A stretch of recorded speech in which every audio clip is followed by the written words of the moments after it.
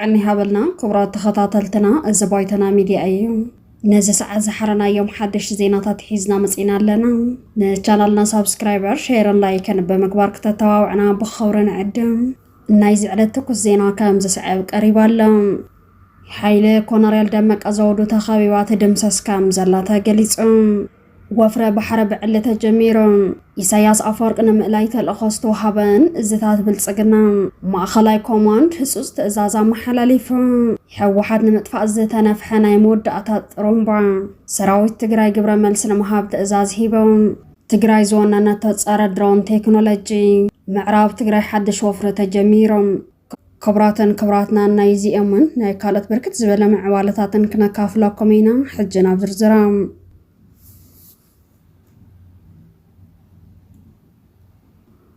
ካብ ፍልፍላትና ዝተረኸበ ሓበሬታ ከም ዝገለጾ ብልጽግና ብልዕሊ ትግራይን ኤርትራን ወተሃደራዊ ስጉምቲ ይወስድ ከም ዘሎ ተገሊጹ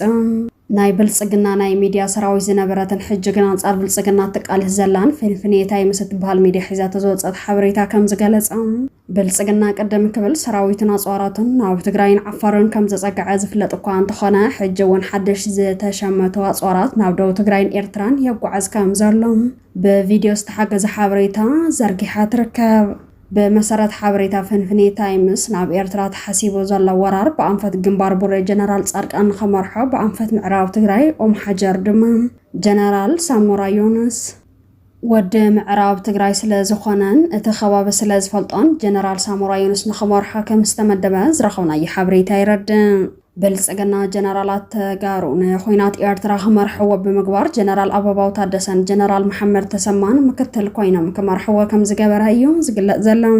እዞም ጀነራላት ትግራይን ህዝቢ ትግራይ ዝኸድዑን ከብዶም ዝሓድሩን ስለ ዝኾኑ ኣብ ርክብ ህዝቢ ትግራይን ህዝቢ ኤርትራን ዘምጽእዎ ተጽዕኖ ከም ዘየለ እዮም ምሁራት ዝገልጽ ዘለዉ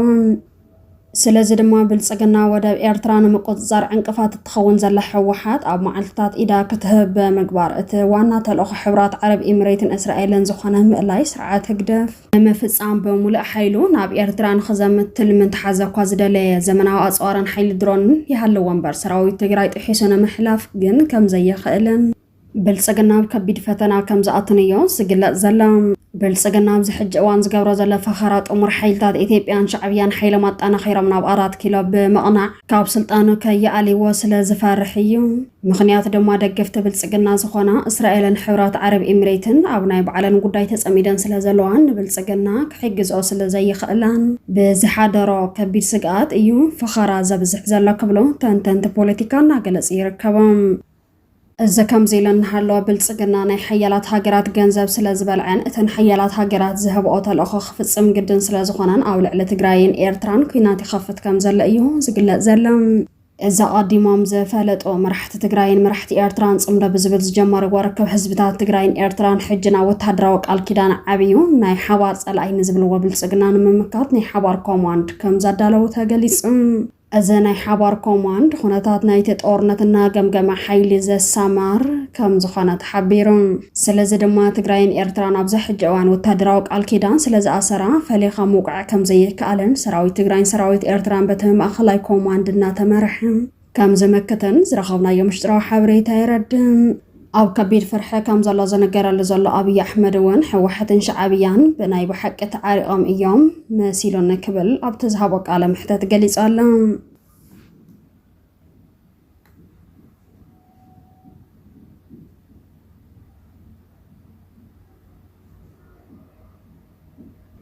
እዚ ከም ዘይለናሃለወ ኣብይ ኣሕመድ ሰራዊቱ ናብ ትግራይ ንኸዘምት ናይ መወዳእታ ፍሽካ ከም ዝነፍሐ እዩ ዝግለጽ ዘሎ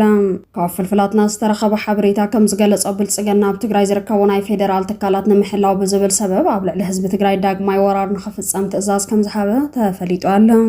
ይኹን እምበር ሰራዊት ትግራይ እውን ሰራዊት ብልጽግና ናብ ትግራይ ከኣቱ ተሰሊፍለን ብዘሎ ኣንፈታት ዋጃ ሰቆጣ ያሎ ብርሓለ ዝመሳሰላ ግንባራት ድፋዕ ሒዙ ይጽበ ከም ዘሎ እንዳተገለጸ ይርከብ ካብ ዝበተወሳኺ ብልጽግና ሓይሊ ድሮን ተኣማሚኑ ናብ ትግራይ ዘምት እኳ እንተሃለወ ሰራዊት ትግራይ ግን ዘመናዊ ጸረ ድሮን ከም ዝዋነነን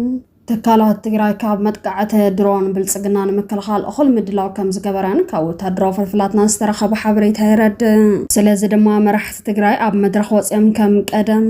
ይመስለከን ውሕጅ ይወስደከን ክብሎ ዝገልጽዎ ዘለዉ ኣገላልጻ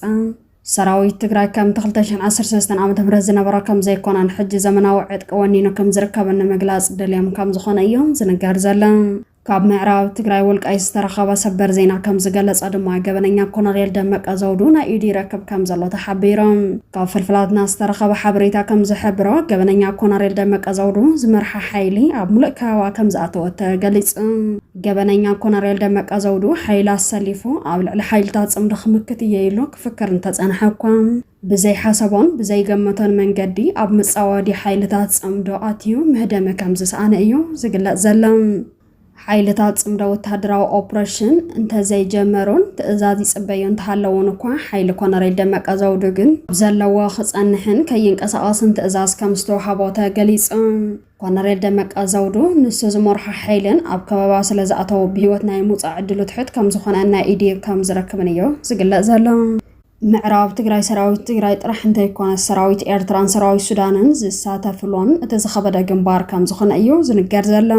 ሰራዊት ኤርትራን ሰራዊት ሱዳንን ሚሳኤላትን ካልኦት ናይ ተበቀየርታ ጾራትን ኣሰሊፎም እንትርከቡ ጀነራል ሓምዳን ዳጋሎ ዝምራሕ ዓማጺ ሰራዊት ሱዳን እውን ሰራዊት ብልጽግና ንምሕጋዝ ተዳልዩ ከም ዘሎ እዩ ዝንገር ዘሎ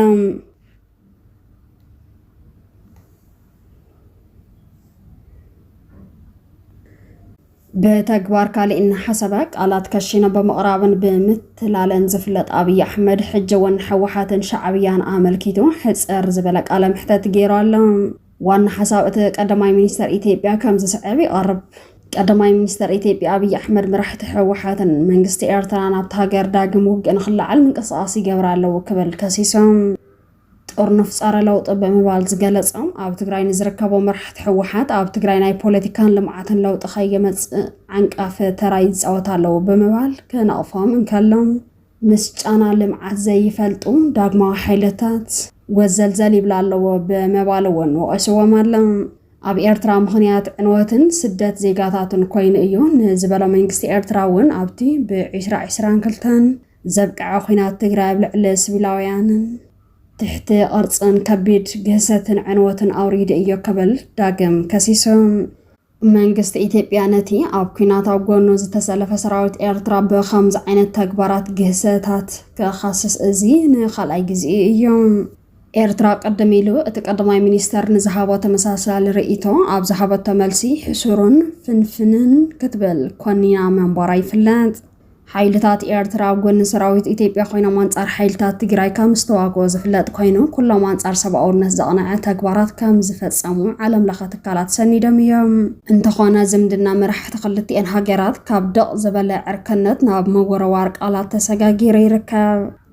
ابتب سولس مشات بهراو تلفزيون زتمحلالفن اسታት 4 دقائق ዝጸንሐን ቃለ መጠይቅ ድማ አብይ አሕመድ ካብ ሃገራዊ መልእኽታት ንምሕላፍ ዝጥቀመሉ ዝተለመደ ቃና ፍልይ ብዝበለ ኣብ ክልል ትግራይን ጎረቤት ሃገር ኤርትራ ንዝርከቡ መራሕቲ በቐጥታ መጠንቀቕታታት ክሕልፍ ተሰሚዑ ኣሎ ዜናታት ናይ ዝዕለት ነዚኦም ይመስሉ ነይሮም ስለምክትታልኩም ነመስግን ሰላም